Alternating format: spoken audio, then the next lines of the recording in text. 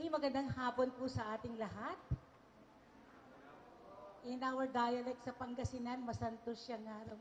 At si kayo namin. Sino yung mga taga Pangasinan po dito? Wala. Ay, nandyan. Sa mga Ilocano, na imbag nga aldaw. Tama ba yun? Imbag nga aldaw. Okay. So, good afternoon. Just call me Ate Jovi.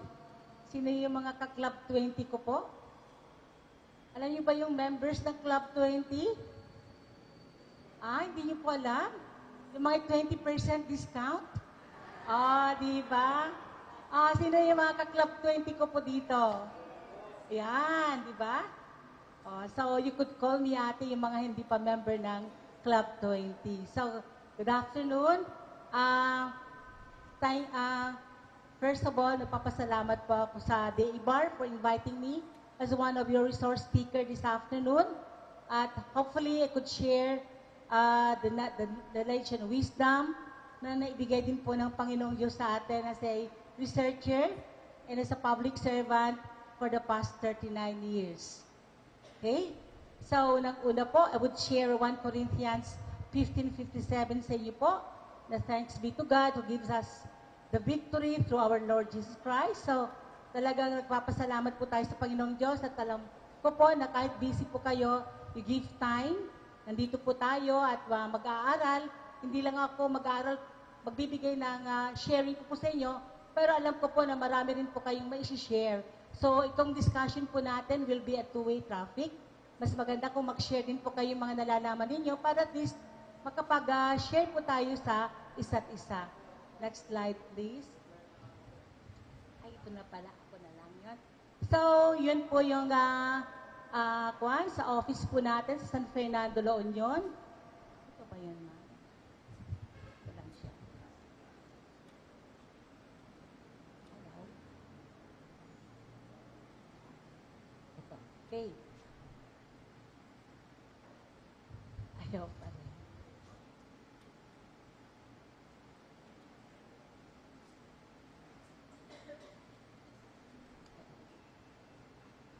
Thank you. Okay. Bakit po tayo nagre-raise ng ducks? Sino may mga nagre-raise ng ducks na po sa inyo? Pwede magmalaman? Yan, si Sir. Pero baguhin ko po yung tanong ko po. Sino yung kumakain po ng mga balut sa inyo? Yan, yung mga iba hindi pa kumakain ng balut? Okay. Sino kumakain po ng duck eggs? Ayan. Sino kumakain po ng itlog maalat? Lahat naman po, siguro, ano po? Sino kumakain po ng duck meat? Yung patutim, yan. So at least, kasi kailangan, bago tayo mag-raise ng ganitong hayop, ganitong poultry species, dapat yung product na yun, dapat kakainin din po natin. Kasi kung hindi tayo kakain, di paano natin mai-promote yung product na yon. So, sa lahat po ng mga poultry species po, manok, ganso, ang ducks is a versatile avian species. No? So far, ito rin ang isang kailangan natin sa climatic change na adaptation kasi pwede siyang mag-adapt kung sakaling mayroon po tayong bagyo, mayroon po tayong tagtuyot, at mayroon po tayong mga flood situations kasi kagandahan ng itik, kung may flood po, hindi po masasayang yung inaalagaan po natin. Mawawala sa atin pero pupunta sa ibang nayon o ibang bayan. At least pakikinabangan pa rin po. Kasi may isa kaming cooperator na nawala yung 100 heads po niya, sa Balongaw po yun, pero napunta sa ibang bayan. Sabi ko po, okay lang po, at least hindi po namatay, hindi po rin nasayang. So ito po yung kagandahan ng pag-aalaga po ng itik. No? Bakit itik? Yung itik po mamaya i-describe ko kasi dalawa yan na pag-interchange po natin. May itik, may pato. Alam niyo ba yung itik? Yung brown, di ba? Yung pato, yung puti. Pero pag pinag-cross po yon, ang tawag po nila doon is patik. No? Mamaya po, patik. Opo. So, ang kagandahan din po ng pag-aalaga, Sir Rick, good afternoon sa mga taga-DEVAR na kasama po natin. Ang kagandahan din po ng pag-aalaga ng itik, hindi po nangangailangan ng mahal. Mamahalin ng mga housing.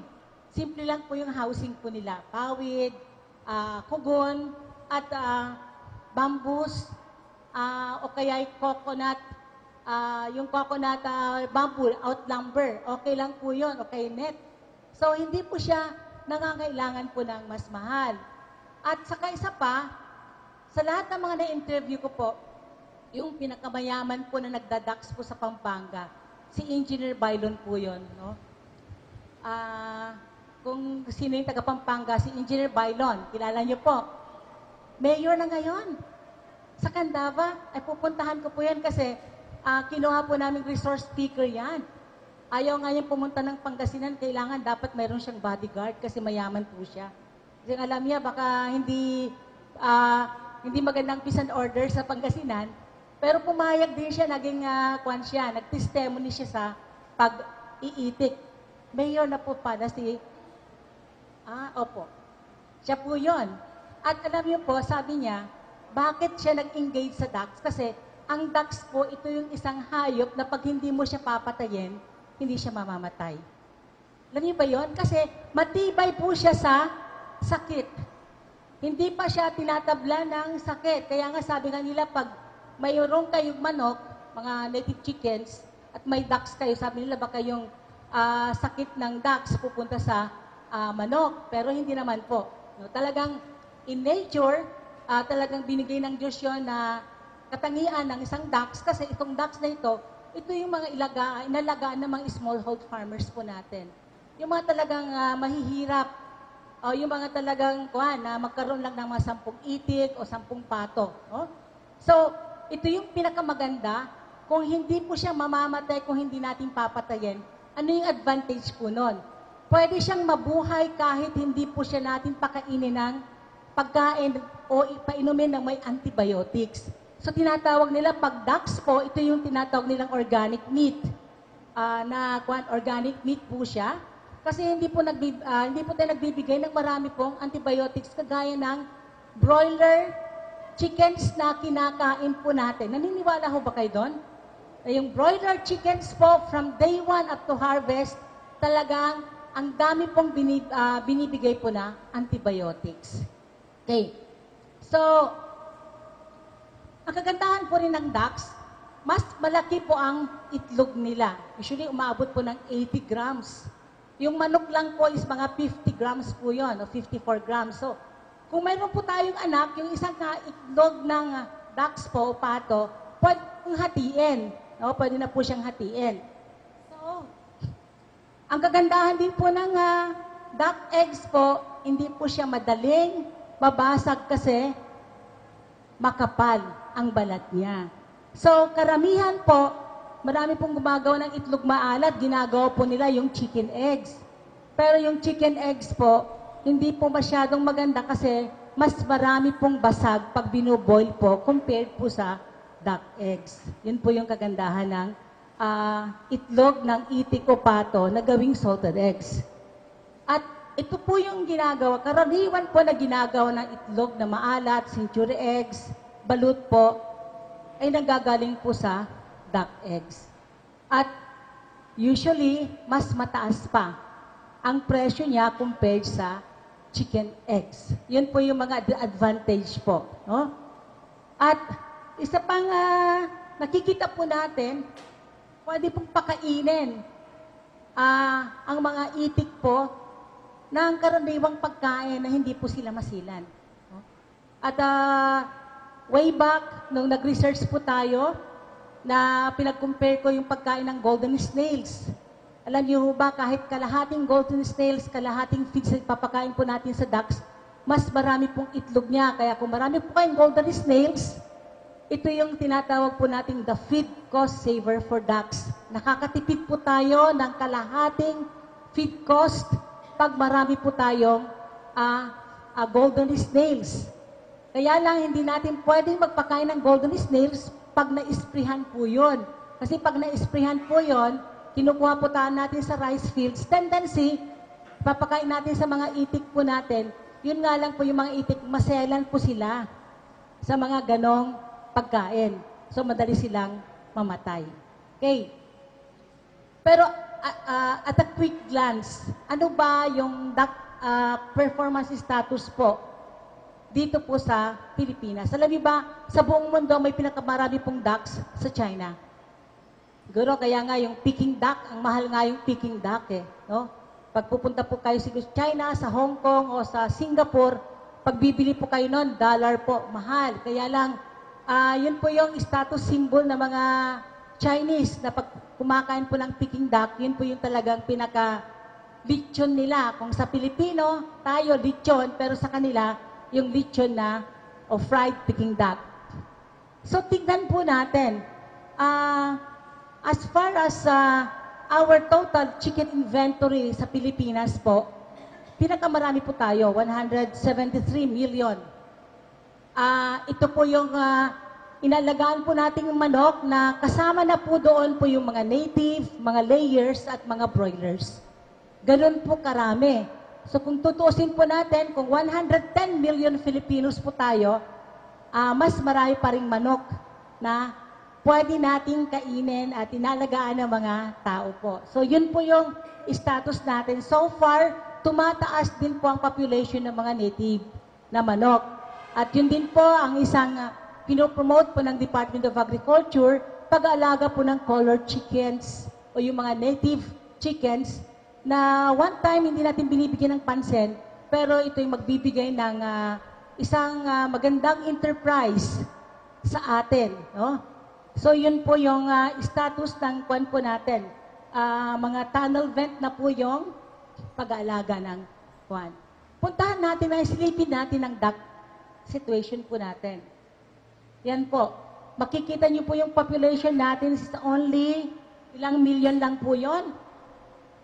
Is 7 million. Almost 10 million, pero 7 million po nasa backyard racers, 3 million po sa commercial duck racers. So marami pa rin mga itik na inalagaan po ng mga backyard racers. Against our 110 million Filipinos, talagang kulang na kulang po tayo ng supply po. Kaya ito yung isang tinataguyod po ng gobyerno na kung pwede, paramihin po natin ang pag-aalaga po ng itik. Kasi katulad ng kambing po, ang kambing po, mga 5 million lang ang alagang kambing sa mga Pilipinas against 110 million. Tingnan po natin ang ducks, 10 million lang. So kung titignan natin ang room for improvement, and nandun po yung challenge, opportunity sa enterprise na ito, nandito po sa itik. Okay. So yun po. So, hindi gaano tumataas po ang porsyento po ng itik natin. Nag-increase lang po ng 3%. Yun po yung backyard farms po natin and commercial farms po. Yung backyard farms po, inalagaan na sa Pagana system. Ito po yung mga itik na nanggagaling po ng Cagayan, dinadala sa Pangasinan, kung nagkakaroon ng rice harvest. Ito yung mga sinasakay sa truck para makatipid po ng feeds. Pero karamihan po, yung mga nag-aalaga ng 30,000, 20,000, 50,000, ito yung nakakonfined na at pinapakain po ng feeds. Okay.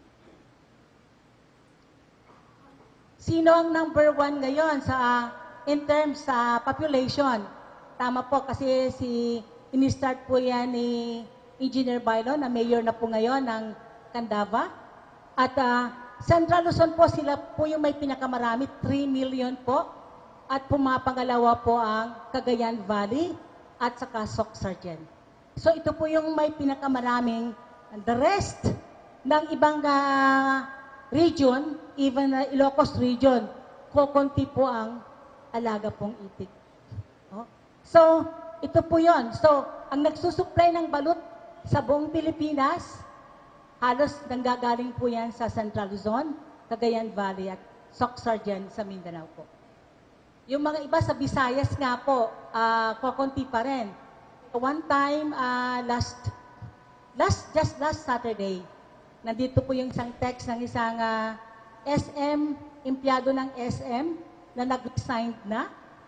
At sabi po niya, nagpapasalamat sa atin kasi nabasa niya po sa internet yung paggawa ng quality salted eggs at siya na po ang nagsusupply ng 8 malls sa Iloilo, Robinson, sa SM. Using our technology. Kaya sabi niya, Madam, pwede namin kayong ampunin ng 3 araw. Pero gusto rin niya akong mag-lecture doon sa Iloilo tungkol sa pag-aalaga ng itik kasi problema po nila, sila kukuha ng fresh duck eggs. Yun po yung kulang sa Iloilo. Pero yun, nagsusupply siya ng 8 malls. At ang benta po niya ng isang itlog sa SM is 12.50. No? So, 50 pesos yung 4, benta ng SM ng 57 pesos yung 4 na pieces. So, yun po yung kita. No? So, that is si Joy Abinolyar. No? So, tignan po natin. Yan po yung top 5 regions po, including Davao region, of course. So, yun po yung duck egg production in metric tons. Of course, syempre, marami pa rin sa Central Luzon. Ang source po natin dito is Philippine Statistics Authority. Okay. Sa amin ko, konti lang po, no? Ilocos Norte, Ilocos Sur, La Union. Ito po yung region po namin. Kaya gusto rin namin na i-improve ang pag-aalaga po ng itik. Okay. So, in terms of prices po, yan po, ang isang kilong itik po na binebenta po is 103 pesos yung dress weight na po. Pero alam niyo ba na sa Baguio po, maraming nangangailangan ng pato. Ano yung pato, mamaya sasabihin ko? Ito yung palang delicacy ng taga Mountain Province sa Baguio. Ito yung ginagawa nilang pinikpikan. Kaya nga, ang pato is 150 pesos per kilo live weight. Yung barako po. Yun po yung isang demand ngayon. No? So, ito yung na-mention ko na po, just to give you an overview of the popular duck breeds. Na alam ko po, nakikita niyo na po ito. Ito yung mallard duck po. Ito yung tawag po natin sa Philippine duck or mallard duck. Usually gray-brown or may mga combinations po yan. No? Gray, brown, may mga batik na puti. At ito ay tumitimbang lang po ng 1.5 yung babae at yung 1.75 yung lalaki. Karaniwan itong klaseng breed po ng ducks po is for egg type. Ito yung tinatawag po nila ng non-seater. Hindi niya pinipisa ang kanyang itlog kundi kailangan ng incubator. Okay. Ito yung khaki Campbell din. Makikita nyo na medyo malaki ang kanilang katawan, 1.8 and then 2.10 kilos yung mga lalaki. Karaniwan, bakit natin pinopromote ang mallard ducks? Kasi usually kung masyadong malaki ang katawan na inalagaan natin, malaki rin ang feed consumption. So base sa mga pag-aalaga, pag-aaral po natin sa mga kinakain po nila na i-discuss ko mamaya, usually ito yung maraming requirement din itong khaki Campbell. Okay. Ito yung Indian runner. Okay? Nanggaling sa Western Europe din yan. Medyo malaki din ang katawan po niya. Yung Indian runner. Makikita po ninyo, saan ang lalaki po dyan? Yung lalaki po dyan, yung nauna, yung green, ang ulo niya, medyo malaki ang ulo. Tapos curly yung tail po niya. Yun po yung lalaki. Babae yung kwan. Okay. Ito yung na-mention ko po sa inyo na Peking duck. It's a beautiful duck. Mahal nga po ito. Sabi nga, minsan 500 to 800 pesos per head. Ang benta po ng Peking duck, ano? Umaabot po siya ng 3 kilos in 8 weeks. So talagang pangkardi po ito. 3 kilos in 8 weeks. Parang within 2 months lang po, 3 kilos na po ang bigat po niya. Umiitlog po din siya ng 180 to 200 eggs per year. Yan po yung Peking duck po natin. Anong kakaibahan po dito sa pangalawa naman? Muscovy duck. Tingnan nyo, pag Muscovy duck, orange ang kanyang dito niya. No? Meron siyang nubby nodules along the eyes and above the base of the bill. So, yun po. Ang kagandahan lang tong pato na ito, okay, seater siya, nangingitlog siya ng hanggang 18 to 20, tapos pwede niya nang pisahan. Kaya madaling tumabi din po ito. Hindi niyo namamalayan, marami na po kayong pato, no? At ang kagandahan din ito, magbibigay lang po kayo ng darak at saka mga banana chops, yung trunks. I-chop niyo lang po yon. Banana leaves, kangkong, water lily, kinakain po ng ducks po. Darak lang, and then mga forages. No, kasi kumbaga forage lover po sila. So, ito yung simpleng production technocide. Kasi when we go to duck-based enterprises, no, ito yung isang sinasabi ko palagi na pag gusto nyong gumawa ng balot, gusto nyong gumawa ng magandang quality salted eggs, kailangan po na marunong po tayong mag-alaga ng itik. Karaniwan po na nasusubok po, pag hindi po tayo marunong mag-alaga ng itik at bumibili po tayo ng duck eggs, sasabihin nila na bago yung duck eggs na binibili po natin. Pero yun pala, yun yung duck eggs na kinuha nila sa balutan hatchery, mga 10 days na yon. And then yun po yung ginagawang itlog maalat. Kaya nga, bakit nag-arrive po tayo sa paggawa ng quality salted eggs? Quality salted eggs starts with quality and fresh duck eggs. Ito yung itlog ng itik o pato na dapat 3 araw lang na itlog at hindi na po tatagal doon. Pag tumangkad na doon, hindi na po siya masarap. So fresh po siya. Kaya ngayon, when we engage ourselves in duck-based enterprises like balutan hatchery po tayo, paggawa ng itlog maalat o kaya pagbenta po ng seho, yung day-old chicks, yung mga iba po nagbebenta po ng hardened chicks, hardened ducklings sa mga isang buwan na. Yung mga iba naman RTL, ito yung ready-to-lay ducks. Alam niyo po na palagi kong sinasabi pag nagle-lecture po ako, when it comes to duck production, wala pong shortcut to success. Kasi po usually, yung mga nag-aalaga po ng itik, gusto nila shortcut. Bibili na po ako ng ready-to-lay ducks. So ngayon, bibili po sila ng ready-to-lay ducks na hindi po nila alam mag-alaga sa umpisa at hindi po quality po yon, doon po nalulugi yung mga nag-iitik. Bakit po nag-flop po yung duck industry? Marami pong nalugi kasi nung nag-raise sila ng ducks na sinuportahan ng gobyerno, ang nabili po nilang ducks is balikbayan. Alam niyo ba yung balikbayan? Ito yung ducks po na pinaitlog na 1 taon, tapos i-recondition po nila, papakainin ng konti, magpapalit ng balahibo. Pag hindi po tayo maselan or mabusisi sa pagtingin, alam natin ready-to-lay ducks po yon. So bibilihin po natin ng 180, 200 pesos, mangingitlog lang po ng 2 buwan yun sa atin, later hindi na po siya mangingitlog. Kaya marami pong napaso, no? Kaya nag-research po ako for the past 10 years, since 1989 hanggang 1997, hanggang 2000, ito po yung PhD ko po sa duck nutrition po.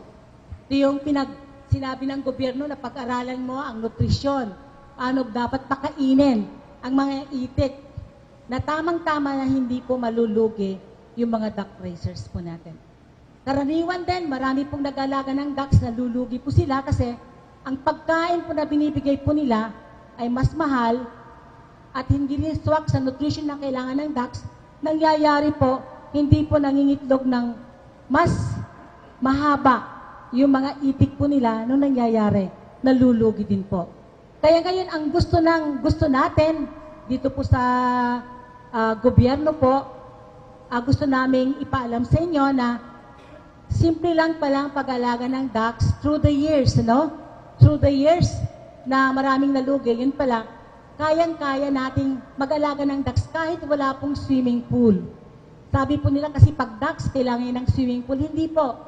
Hindi mo na kailangan ng paliguan. Pwede ka nang mag-alaga ng ducks kahit yung may maiinom lang. So, sir.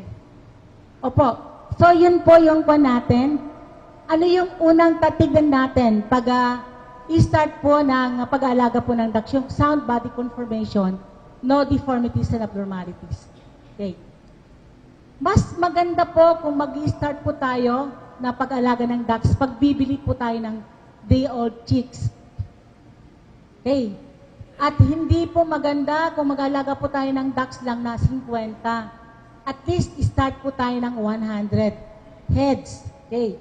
Pag bibili po tayo ng day-old chicks, usually 30 pesos per kilo, ay 30 pesos per head, libre na po yung lalaki. Usually, 1:10. Kung minsan, bibigyan po kayo ng 100 na babae, and then mayroon pong 15 lalaki. Libre na po yun. Hindi po binabayaran po yun lalaki. Okay. So, later on, pag-discuss natin, Plomis color and pattern. Ngayon po, may na-research po ang isang ahensya ng gobyerno natin sa DOSTP card. Ginawa po nilang, may breed po tayong nagtawag po mamaya, makikita nyo, Itik Pinas. Itong Itik Pinas na ito, ginawa lang talagang, nagkaroon po sila ng proper selection, kasi yung mga inalagaan po nating itik, may itim, may brown, may puti, pero yun, pwede na kayong bumili ng breed na brown lahat, black lahat, and then may khaki, o yung gray. Yun po yung isang research po ng Bureau of Animal Industry sa Chaong, Quezon, with Picard and with Dr. Angel Lambio. Siya po yung isang duck consultant po natin. So, ito po yung kagandahan ngayon na nabago na po yung plumage. No? Okay, ano pa yung isang problemang nakita natin? Sa lahat po ng mga inalakaang hayop, layers, broilers, baboy, mayroon po tayong breeding farm.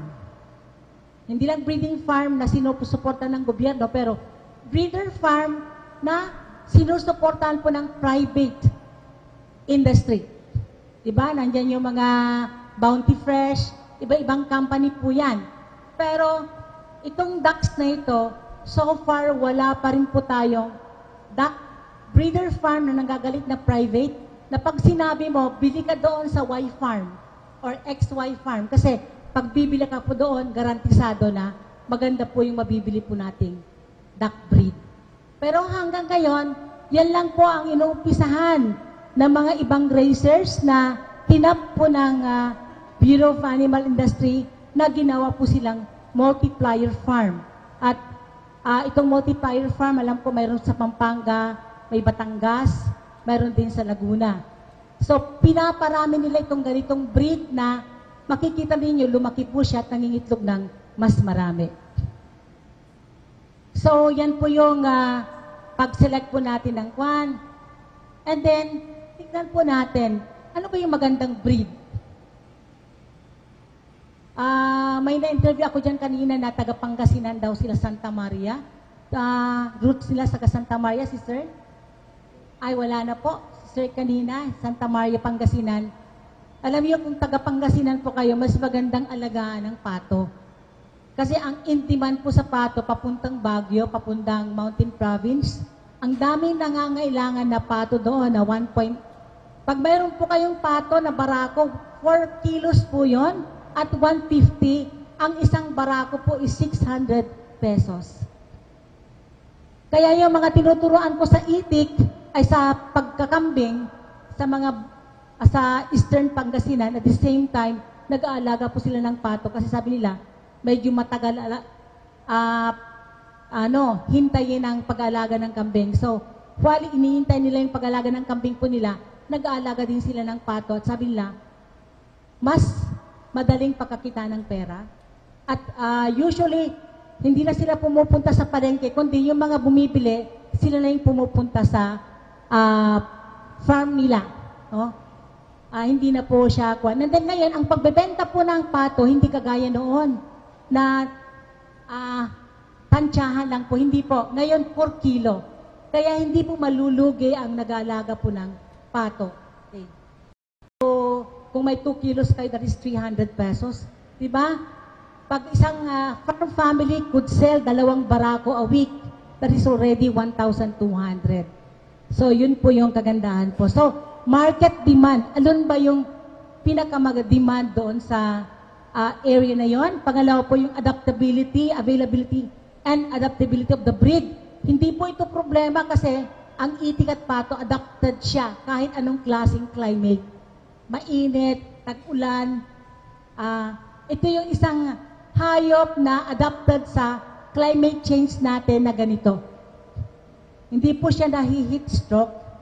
Pag manok po, talagang mahi-heat stroke po yan, maraming mamamatay. Pero itong ducks, hindi po. Ito yung kagandahan po ng kwan. Then, productivity. Siyempre, ano ba yung purpose natin? Pang-karne o pang-itlog po? So, kailangan ano yung klaseng farm? Sabi ko nga, simpleng farm lang yung kailangan natin tignan. Kailangan na well-ventilated, well-drained, no? Na with drainage system kasi ang itlog po ng itik po, lalo kung gagawin niyo siyang balut. Pag nabasa po yan, hindi na po siya, masisiram na po. Dapat hindi po nababasa. Yung mga iba po, pag marumi, pinupunasan nila or hinuhugasan, masisira na po yon. Dapat po siya, hindi po siya nababasa. Pero kung gagawin po siyang salted eggs, okay lang po. Kasi mamaya, kailangan talagang hugasan yung gagawin ng salted eggs. And accessibility to supply of feeds and water and available of electricity, no? Pero hindi naman masyadong kailangan yan kasi ang ducks po within 2 weeks i-brood natin. Pwede po ang charcoal lang po ang pag-brood. Hindi mo na kailangan ng electricity, lalo kung malayo po tayo sa electricity system. Pero ngayon, alam ko, marami na pong naka-install po na electricity. So, ganyan lang po yung housing. Mamili po tayo kung anong klaseng type. Yan po yung isang type na na-picture po natin. Ganyan lang po siya. Lupa din yan, nilalagyan lang po ng rice straw o rice house lang po.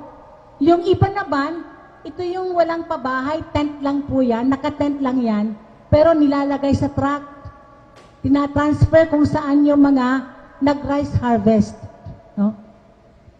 Alam niyo pa sa Indonesia, nag-research po sila ng cocktail feeding po sa ducks. Cocktail feeding, talagang sinusundan nila yung ducks, ilang oras siyang kumakain, ilang oras nagpapahinga, and then every day, nagkakatay sila kung ilan po yung mga nandoon na sa crop niya na kinakain. At karamihan po, nakita po nila na kinakain ng ducks po. Lalo sa Indonesia kasi bodies of water din po yan eh. Million ang kanilang ducks doon. No? Karamihan na kinakain po ng ducks po doon is mostly mga earthworms, mga snails, mga small fishes, grasses po, yung mga grasses na kinakain nila, at insekto.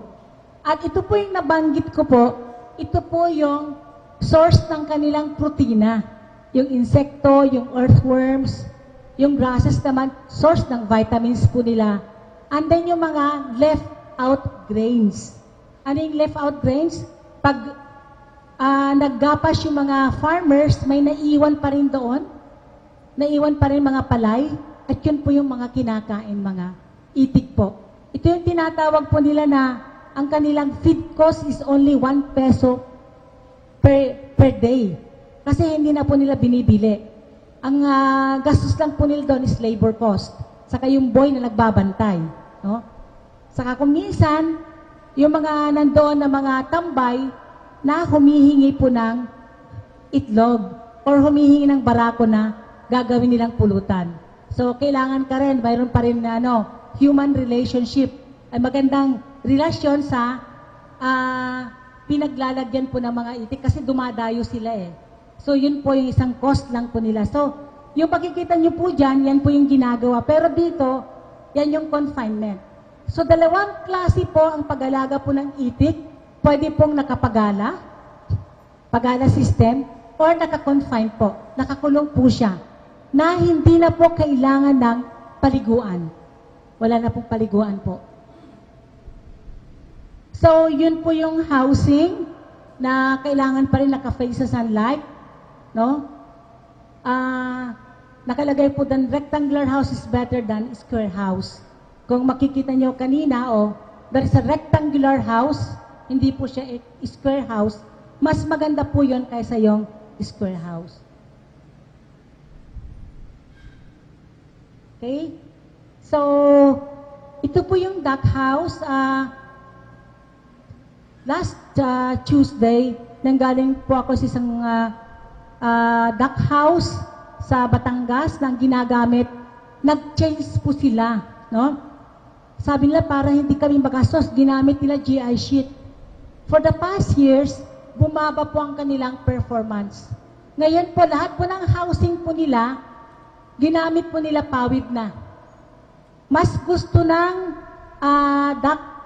mga itik na inalagaan na dapat din, katulad din natin, well-ventilated. Ayaw po nila ng GI sheet. Nakita po ng mga nag-alaga, ito yung isang chemical engineer, si Engineer Ricky Malolos. Pwede yung puntahan po ito sa Santo Tomas, Batangas. Mayroon po siyang 25,000 ducks, pero nalugi po siya. So, ngayon, nalugi po siya nung hindi maganda ang feeds na binigay po sa kanya na hupinto ng mga itlog yung mga ducks po niya. Pero nagpatuloy pa rin siyang nag-research. Ngayon, mayroon na siya pang 12,000 ducks at next year, pwede na po siyang magbenta po ng ready-to-lay ducks. Ito yung isang multiplier farm po ng Picard sa DOST. So, tignan nyo, mas maganda po yung lipa shingles na gagamitin po nating roofing po ng mga ducks po natin kaysa GI sheet. Okay.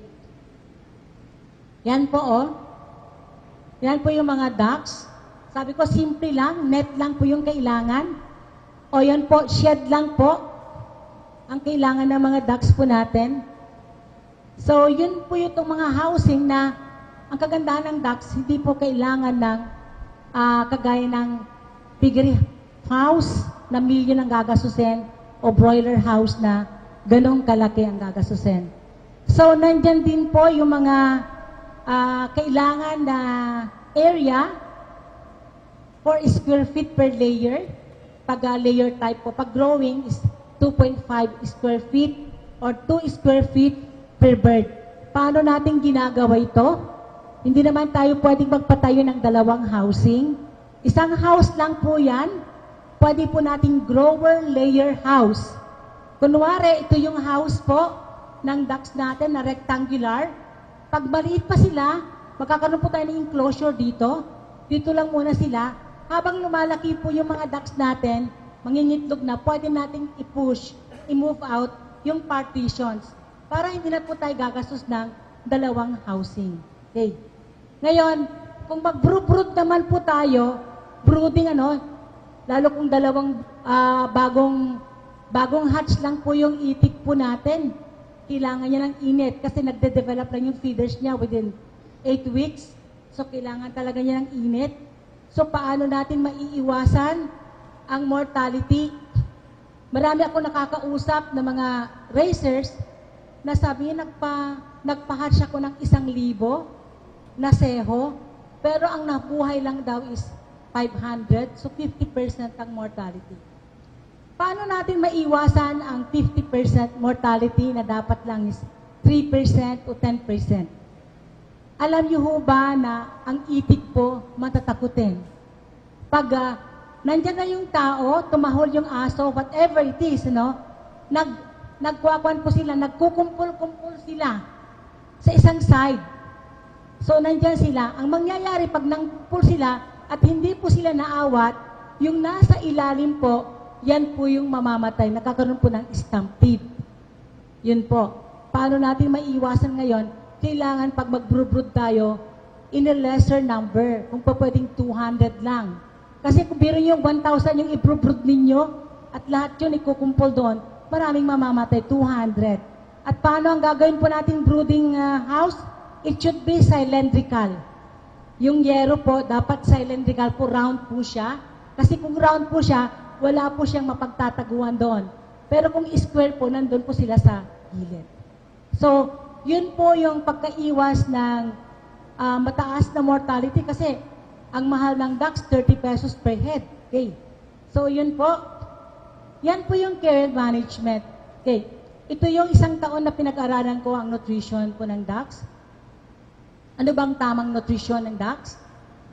Ano yung ibibigay pagka bagong labas sila? Parang baby din po yan, pag bagong hatch po yan, kailangan niya ng extra attention, extra care, tapos mataas po na nutrients.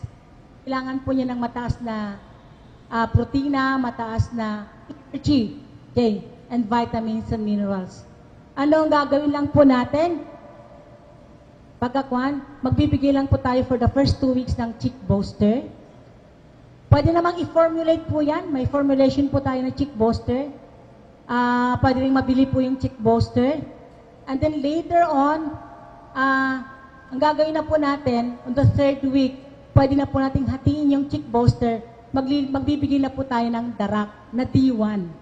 Ito yung darak na D1. Maglalagay lang po tayo ng konting enzymes. Kasi para at least ma-digest ng kwan. Unti-unti na ganon. Tapos, pag 1 month old na yung mga itik natin, kasi kapag puro ang ipapakain po ng feeds natin, from day 1 up to 24 weeks, ang cost to produce a ready-to-lay ducks, aabot po ng 250 to 280 pesos.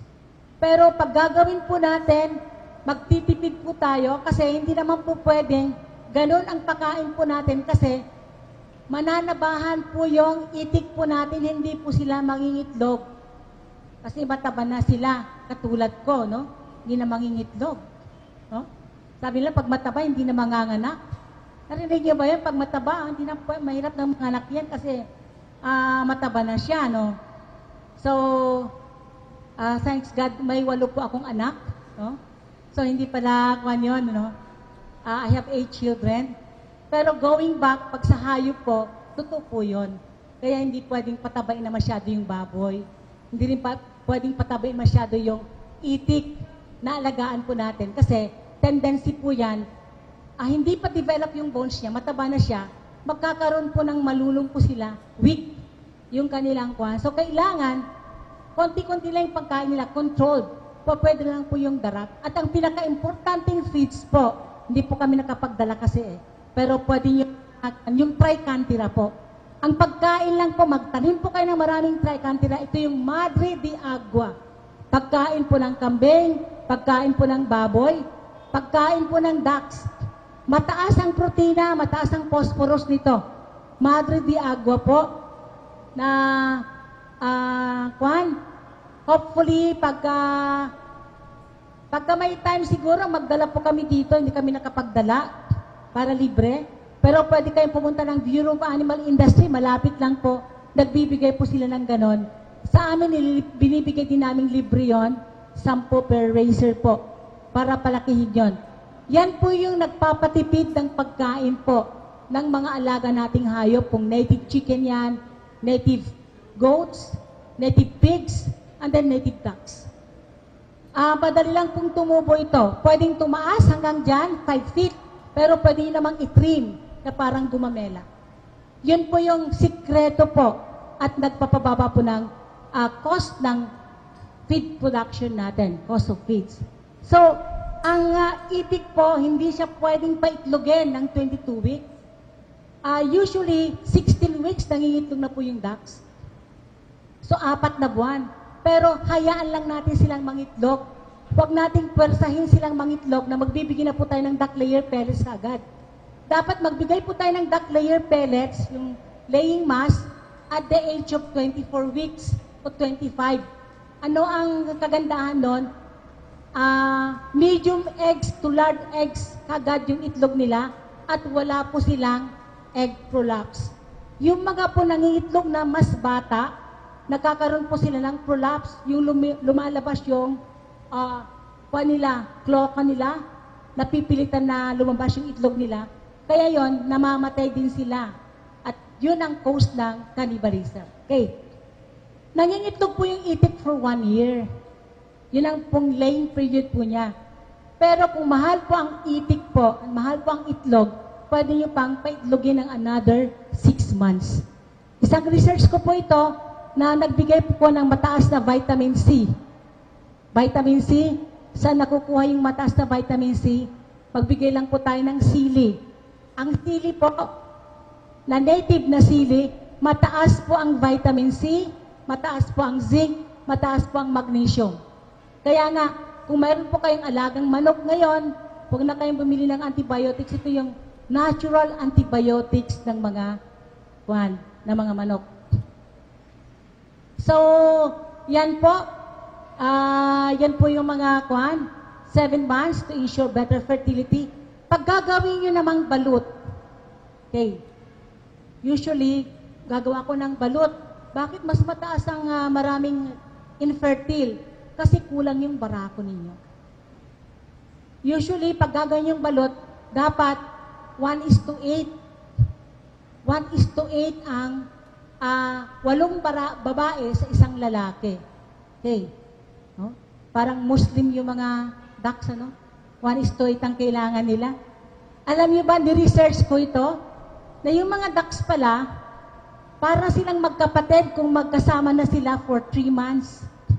Bumababa yung fertility nila. Kaya sa isang research ko na bumaba na, ang ginawa ko, nagkaroon ako ng exchange of mates. So, kung yung pen 1, yung barako doon nilalagay ko sa pen 2. So, nagkakaroon sila, nagiging aggressive sila. No? If you are keen observer, alam nyo ba, sabi niya, kailangan maligo yung barako bago siya mag-mate. Totoo po yun. Kahit wala pong paliguan doon, yung inuman nila, yung lalaki, iinom siya, tapos paliliguan niya yung katawan niya. Pag basang-basa na siya, then pwede siyang mag-mate. Mag-mate siya. So, it's a natural habitat, ano? Talagang ganun po yun. And then, nagkaroon po ng, anong tawag nito? Talagang exchange of mates na hindi pa pwede sa tao yon. Sa pato lang at sa itik lang. Bawal po yun sa tao, yung exchange of mates. Di ba? Pag ayaw mo na, papalit na kita, pupunta ko doon sa ibang di ba? Hindi po pwede yon, no? Pero, pwede po sa itik kasi, And then one time, nakausap ko, alam mo ba, para makatipid pala tayo, pag magkakaroon tayo ng itlog, maalat lang. Hindi na natin kailangan ng lalaki. Kailangan pala. Alam nyo, isang doktor na ang pinakamagandang kainin na itlog ng itik. Kasi ito yung tinatawag po nating fertilized egg. Mataas po ang kulin. At yung kulin is good for the heart. Yung doktor na yon, pag nagdodoktor, ang ibinibigay niyang panggamot sa mga may sakit sa puso, 3 tray na itlog. At ang kakainin ng isang tao, 3 or 4 na itlog a day. Yun po yung isang alternative medications po niya.